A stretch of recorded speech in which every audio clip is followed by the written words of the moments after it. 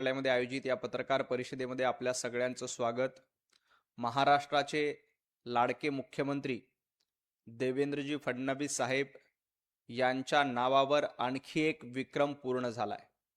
याआधी सलग 5 वर्ष मुख्यमंत्री राहण्याचा विक्रम त्यांच्या नावावर होता. आता सर्वाधिक काळ मुख्यमंत्री राहणाऱ्यांमध्ये तिसऱ्या क्रमांकावर माननीय देवेंद्रजी फडणवीस साहेबांचं नाव कोरलं गेलंय. खरं तर महाराष्ट्राच्या 14 कोटी जनतेच्या आशीर्वादामुळं भारतीय जनता पार्टी आणि महायुतीचं सरकार आलं. देवेंद्रजी फडणवीस साहेब आता सर्वाधिक काळ मुख्यमंत्री राहणारे तिसरे मुख्यमंत्री ठरलेले आहेत. शरद पवार साहेबांना मागे टाकत देवेंद्रजी फडणवीस साहेबांनी आपल्या नावावर हा नवा विक्रम केलेला आहे. खरं तर महाराष्ट्रातल्या 14 कोटी जनतेचे आशीर्वाद हे देवाभाऊंच्या पाठीशी आहेत. त्यामुळे ते यापुढे सर्वाधिक काळ मुख्यमंत्रीपदी राहणारे नेते म्हणून त्यांच्या नावावर 14 कोटी जनतेच्या आशीर्वादाने हा विक्रम होईल, याच्यामध्ये अजिबात शंका नाही. या 3 वेळेला मुख्यमंत्रीपद राहिलेले देवेंद्रजी फडणवीस यांनी महाराष्ट्राच्या हिताचे अनेक निर्णय घेतले, ज्यामुळं सातत्यानं महाराष्ट्रातल्या जनतेनं त्यांना आशीर्वाद दिलेत.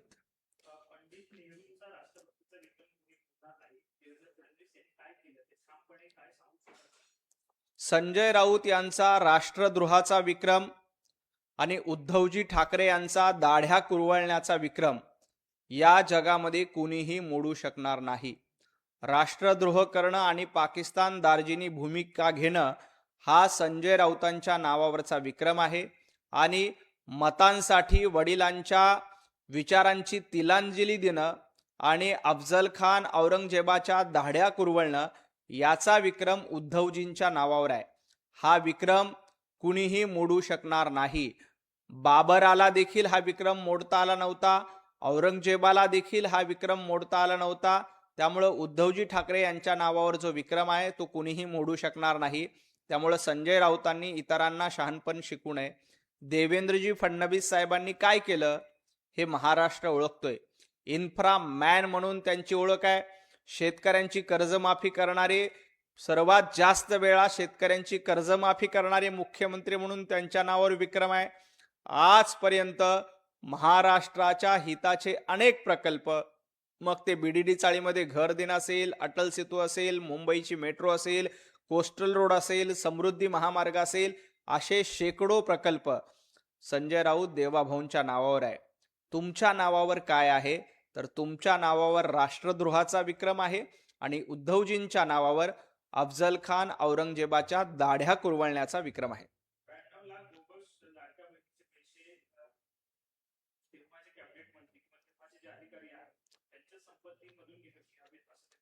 लाडकी बहीण योजना सुरू केल्यानंतर संजय राऊत यांचा पोटशूळ का उठतोय?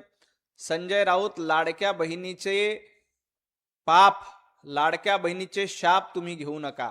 लाडक्या बहीण योजनेला विरोध केला तर या लाडक्या बहिणी तुम्हाला असा शाप देतील की राजकारणात पुन्हा तुम्ही उभं राहू शकणार नाहीत. तुम्ही काय सांगतायत की पैसे वसूल करा. संजय राऊत पत्राचाळीमध्ये जो घोटाळा केला त्याचे पैसे तुमच्या खाजगी संपत्तीमधून वसूल करायला पाहिजे. अलिबाग मधली तुमची प्रॉपर्टी विकून पत्राचाळ मधल्या घोटाळ्याचे पैसे खरं तर वसूल केले पाहिजे. या लाडक्या बहिणीच्या योजनेला सातत्यानं विरोध करण्याचं काम काँग्रेसनं केलंय आणि काँग्रेसच्या पाठोपाठ उबाटा गटाचे संपत राऊत जे आहेत, त्या संपत राऊत यांनी या लाडक्या बहिणीला विरोध केलाय. परंतु एक लक्षात घ्या, लाडकी बहीण योजना बंद पडणार नाही. या लाडक्या बहिणीचे आशीर्वाद हे महायुतीच्या पाठीशी आहेत, देवाभाऊंच्या पाठीशी आहेत, एकनाथजी शिंदेच्या पाठीशी आहेत. संजय राऊत, तुमच्या मनामध्ये आहे की ही योजना बंद झाली पाहिजे. उद्धवजींच्या मनामध्ये आहे ही योजना बंद झाली पाहिजे. काँग्रेस तर लाडकी बहीण योजना बंद करावी म्हणून कोर्टामध्ये देखील गेली होती. परंतु एक लक्षात घ्या, जोपर्यंत भारतीय जनता पार्टी महायुतीचं सरकार आहे तोपर्यंत लाडकी बहीण योजना कुणीही बंद करू शकणार नाही. संजय राऊत काय, राजाराम राऊत देखील आले तरी लाडकी बहीण योजना बंद होणार नाही. उद्धवजींची किती इच्छा असेल लाडकी बहीण योजना बंद करून टाका, आदित्य ठाकरेंची किती इच्छा असेल लाडकी बहीण योजना बंद करून टाका, किंवा काँग्रेसच्या नेत्यांनी या योजनेच्या विरोधामध्ये कितीही खोडा घातला तरीही लाडकी बहीण योजना बंद होणार नाही. उलट आता 1500 रुपये लाडक्या बहिणीला दिले जातील. आम्ही निवडणुकीमध्ये आश्वासन दिलंय की आम्ही लाडक्या बहिणींना 2100 रुपये महिना देऊ, आणि हे आश्वासन देखील संजय राऊत तुमच्या नाकावर टिचून आम्ही पूर्ण करणार आहोत.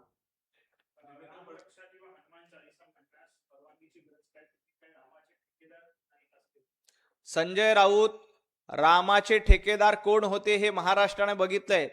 जेव्हा नवनीत राणा हनुमान चालिसा म्हणण्यासाठी मातोश्रीच्या बाहेर आल्या होत्या तेव्हा तुम्ही त्यांच्या विरोधामध्ये का गुन्हा दाखल केला होता? मग तेव्हा हनुमान चालिसा म्हणण्यासाठी परवानगी घेतली नाही म्हणून तुम्ही त्यांना 8 दिवस तुरुंगात डांबलं होतं. मग तेव्हा तुम्ही धर्माचे ठेकेदार होता का रामाचे ठेकेदार होतात?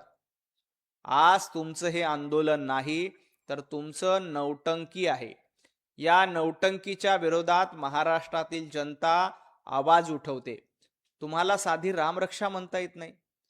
काँग्रेसनी ज्या प्रभू रामचंद्राला विरोध केला त्या काँग्रेसच्या सांगण्यावरनं तुम्ही प्रभू रामचंद्रांच्या प्राणप्रतिष्ठापना सोहळ्यासाठी देखील गेला नव्हतात. आणि उद्धवजी, पुस्तकामध्ये बघून देखील तुम्हाला रामरक्षा म्हणता येत नाही. तुम्ही नमाज पठण स्पर्धा घ्या, तुम्ही अजान पठण स्पर्धा घ्या, कारण तुम्हाला आता नमाज आणि अजान प्रिय आहे, तुम्हाला रामरक्षा प्रिय नाही. पुस्तकात बघून देखील ज्यांना रामरक्षा म्हणता येत नाही त्यांनी प्रभू रामचंद्रांचं नाव घेऊ नये.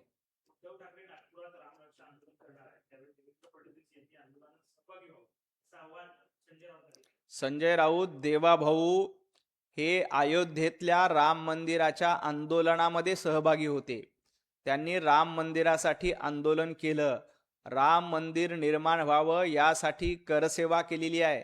त्यामुळं देवाभाऊंना शहाणपणा शिकू नका. देवाभाऊ रामरक्षा पाठ आहे. तुमच्यासारखं पुस्तकात बघून देखील रामरक्षा म्हणता येत नाही अशी त्यांची अवस्था नाहीये. प्रभू रामचंद्रांचे निस्सीम भक्त कोण असतील तर देवाभाऊ आहे. तुमच्यासारखं नौटंकीबाज, तुमच्यासारखं बाबराचा उदो उदो करणं, बाबरी मस्जिद पडल्यानंतर, बाबरीचा ढाचा पडल्यानंतर ज्या उभाटा गटांनी मुस्लिम बांधवांची माफी मागितली त्यांनी रामरक्षा आंदोलनाबद्दल न बोललेलं बरं.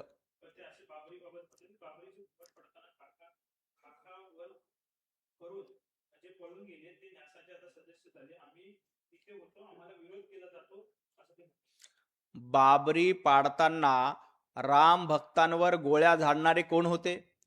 ज्या समाजवादी पार्टीनं प्रभू रामचंद्रांच्या भक्तांवर गोळ्या झाडल्यात, ज्यांचे हात राम भक्तांच्या रक्ताने नाहून निघालेत, अशा समाजवादी पार्टीच्या मांडीला मांडी लावून बसताना संजय राऊत आणि उद्धवजी ठाकरे तुम्हाला लाज वाटली नाही का? ज्या प्रभू रामचंद्रांचं अस्तित्व काँग्रेसनं नाकारलं होतं, काखावर काँग्रेसने केल्या होत्या की प्रभू रामचंद्रांचं अस्तित्वच नाही, त्या काँग्रेसच्या मांडीला मांडी लावून बसताना उद्धवजी ठाकरे तुम्ही काखावर केल्या होता का खाली केल्या होत्या? एकदा महाराष्ट्राला सांगा. ज्या पद्धतीनं राम भक्तांवर गोळ्या झाडणाऱ्या इंडी अलायन्सच्या सोबत तुम्ही आहात, तुम्हाला प्रभू रामचंद्राबद्दल बोलण्याचा अधिकार नाही. राम मंदिरासाठी आंदोलन इथल्या प्रत्येक हिंदूंनी केलं. बाळासाहेब ठाकरे यांनी त्यांचं समर्थन केलं. संजय राऊत, तुम्ही तर विरोध केलाय. तुम्ही तर आता बाबराला प्रिय म्हणतायत. तुम्ही तर बाबरचा ढाचा पाडल्याबद्दल माफी मागताय. त्यामुळे तुम्हाला राम मंदिराबद्दल बोलण्याचा अधिकार नाही. ज्यांनी रामाच्या भक्तांवर गोळ्या झाडल्या त्यांचा इतिहास हा काळा आहे. त्यामुळं तुमचा देखील इतिहास काळा झालाय. तुमचं तोंड देखील त्यांच्या शेजारी बसून काळवंडलेलं आहे. हे संजय राऊतांनी लक्षात घ्यावं. इथला रामभक्त सजग आहे आणि इथला रामभक्त तुमच्यासारख्या नौटंकीबाजपणाला कधीही थारा देणार नाही.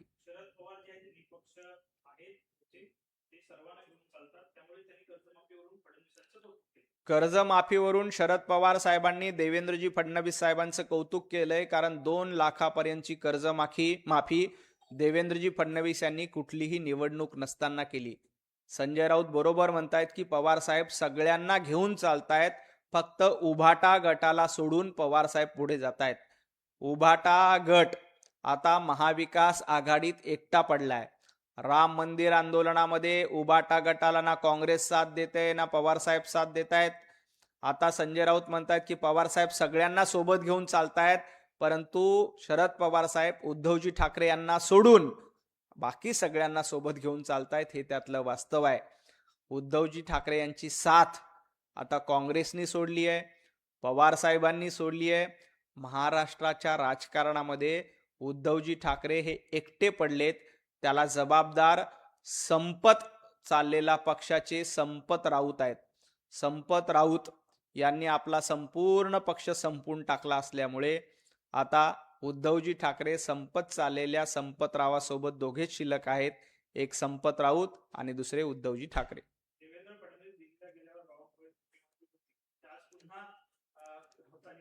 संजय राऊत यांचं महाराष्ट्राच्या मुख्यमंत्री पदाचं भाकीत रोज रोज रोज सुरू आहे. अहो संजय राऊत, भांडूपमध्ये उबाटा गटाचा नगरसेवक तुम्ही ठरवू शकत नाहीत. भांडूपमध्ये भारतीय जनता पार्टीचा नगरसेवक आहे. संजय राऊत ज्या वॉर्डामध्ये राहतात ना, त्या वॉर्डामध्ये भारतीय जनता पार्टीचा नगरसेवक आहे. तुम्हाला तुमच्या वॉर्डातला नगरसेवक ठरवता येत नाही आणि तुम्ही महाराष्ट्राचं मुख्यमंत्रीपद ठरवतायत. एक गोष्ट लक्षात घ्या, 2029 पर्यंत महाराष्ट्राच्या मुख्यमंत्रीपदी देवेंद्रजी फडणवीस साहेबच राहतील. देवाभाऊंच्या नेतृत्वातच आम्ही 2029ची विधानसभा निवडणूक लढू आणि जिंकू. त्यामुळं हे वेगवेगळ्या अफवा पसरवण्याचं काम बंद करा. आपला संपत चाललेला पक्ष संपत राऊत यांनी लक्षात ठेवावा. बाकी काळजी करण्यासाठी भारतीय जनता पार्टी, देवेंद्रजी फडणवीस, आमचे रवींद्रजी चव्हाण साहेब, बावनकुळे साहेब अतिशय समर्थ आणि सक्षम आहेत.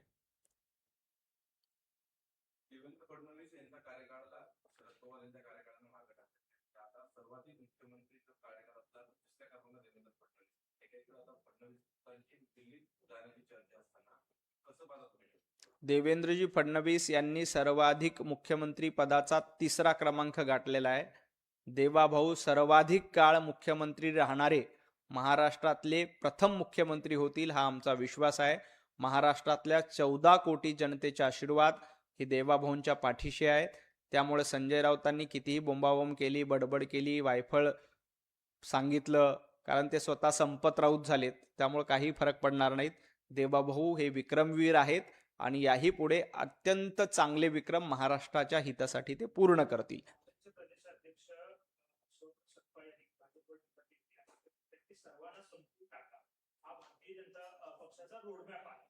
हर्षवर्धन सपकाळ हे काँग्रेसचे डिझास्टर मॅन आहेत. काँग्रेसला महाराष्ट्रातून संपवण्याचं काम हर्षवर्धन सपकाळ यांनी सुरू केलंय. दिल्लीमध्ये राहुल गांधी काँग्रेसचे डिझास्टर मॅन आहेत, तर महाराष्ट्रात हर्षवर्धन सपकाळ हे काँग्रेसचे डिझास्टर मॅन आहेत. हर्षवर्धन सपकाळ हे प्रदेशाध्यक्ष झाल्यापासनं साधी ग्रामपंचायतची निवडणूक हर्षवर्धन सपकाळ तुम्हाला जिंकता आली नाही. नगरपालिका, महापालिकामध्ये तुम्हाला सगळ्यात मोठा भोपळा मिळालाय. त्यामुळं आपला पक्ष कसा वाचवायचा डिझास्टर होण्यापासून, त्याकडे हर्षवर्धन सपकाळ यांनी बघितलं पाहिजे. आपल्या नेतृत्वामध्ये काँग्रेसची वाताहत होत चालली आहे. काँग्रेस महाराष्ट्रात ज्या पद्धतीनं काँग्रेसचं गवत नामशेष होतंय, त्याच पद्धतीनं काँग्रेस पक्ष नामशेष होतोय. डिझास्टर मॅन म्हणून हर्षवर्धन सपकाळ यांची महाराष्ट्र काँग्रेसच्या इतिहासामध्ये नोंद होणार आहे.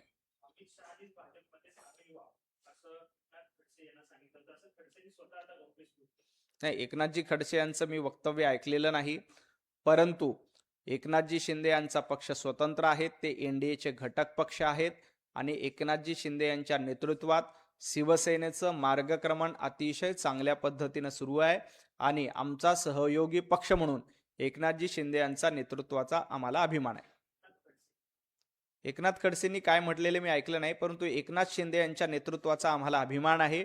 त्यांचा पक्ष स्वतंत्र आहे आणि ते एनडीएचे घटक पक्ष आहेत.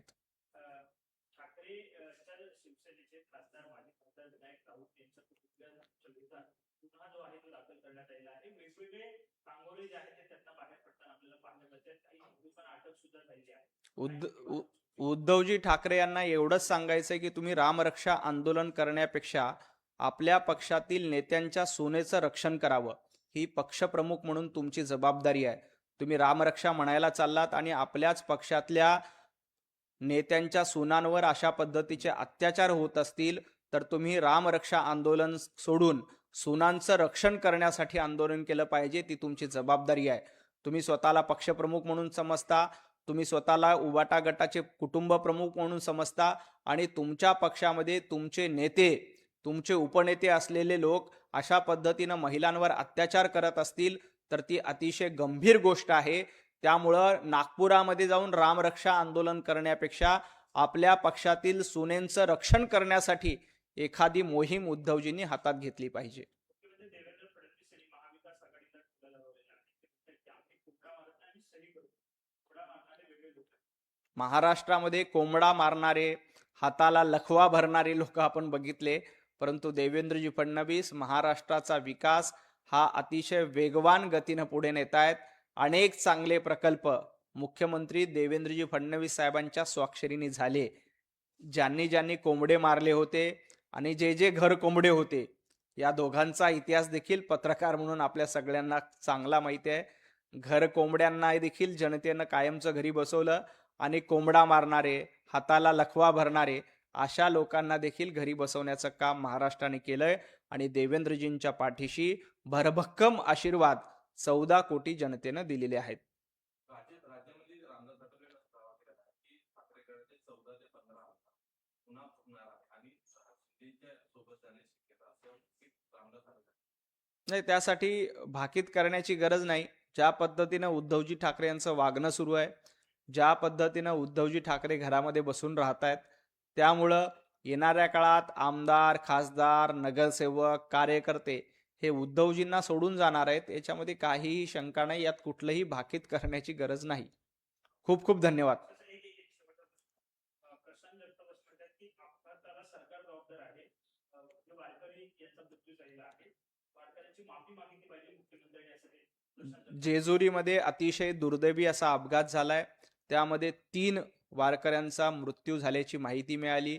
मुख्यमंत्री देवेंद्रजी फडणवीस साहेबांनी तातडीनं या प्रकरणाची माहिती घेतलेली आहे.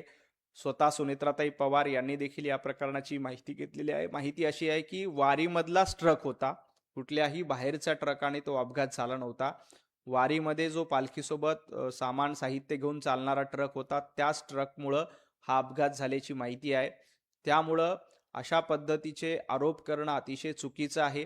तिथं वाहतुकीचं पूर्ण नियंत्रण होतं. तो जो कोणी जबाबदार असेल त्याच्यावर कारवाई केली जाईल. कुणालाही सोडलं जाणार नाही. वारकऱ्यांच्या मृत्यूबद्दल भारतीय जनता पार्टी भावपूर्ण श्रद्धांजली अर्पण करते. त्या कुटुंबांना या दुःखातून सांत्वन मिळावं, लवकर ईश्वरचरणी आम्ही प्रार्थना करतो की या दुःखातून दूर व्हावं. अतिशय दुर्दैवी घटना आहे. खरं तर त्या रस्त्यावर इतर कुठल्याही वाहनांना परवानगी नसते. फक्त वारीमध्ये साहित्य घेऊन जाणाऱ्या ट्रकलाच परवानगी असते आणि दुर्दैवानं त्याच ट्रक भरधाव वेगाने जात होता आणि त्यांनी वारकऱ्यांवर अशा पद्धतीनं अपघात झाला, काळाचा घाला घातला. अतिशय दुर्दैवी घटना आहे. त्यासाठी जो कोणी दोषी असेल त्याच्यावर कारवाई केली जाईल. अशा पद्धतीच्या घटना वारीमध्ये पुन्हा घडू नये यासाठी वारीमधल्या वाहनांना देखील शिस्त लावण्याची गरज आहे. त्यासाठी प्रशासन योग्य त्या सूचना देईल.